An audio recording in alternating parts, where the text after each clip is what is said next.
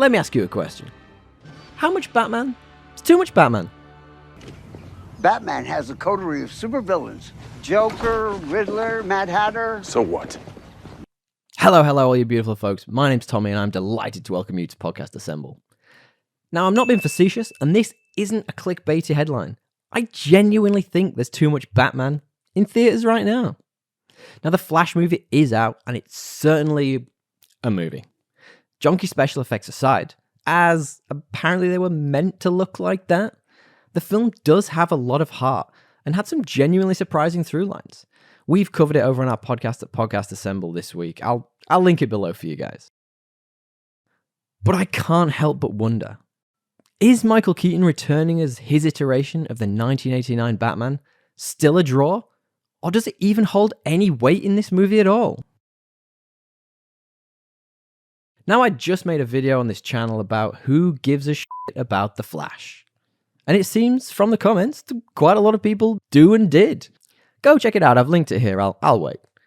The movie perhaps isn't the savior of superhero films, or even the GOAT as the film has been hailed by numerous influential people.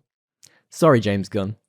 Now, the reason I'm talking about The Flash, for those of you who don't know, or haven't been bombarded with one of the millions of trailers everywhere you look, the movie is sporting more than one incarnation of the Batman.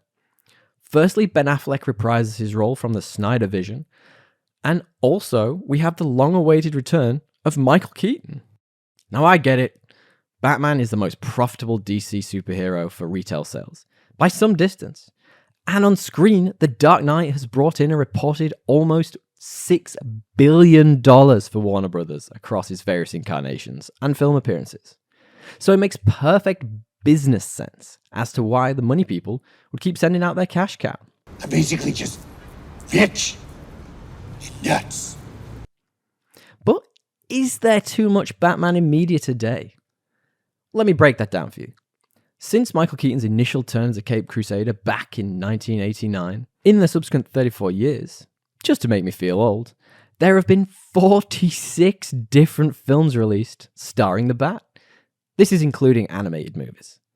46! That's over one a year.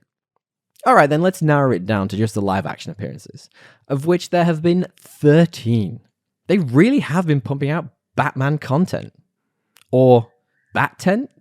Is there anything in that?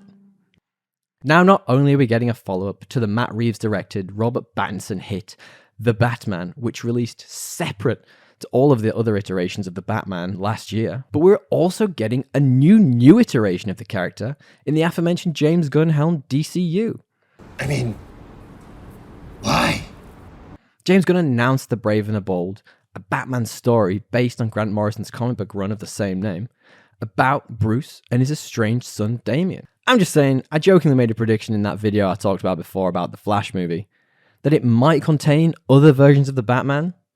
But even if it didn't, there are enough iterations grapple hooking across movie screens to make general audiences have a migraine just trying to keep up.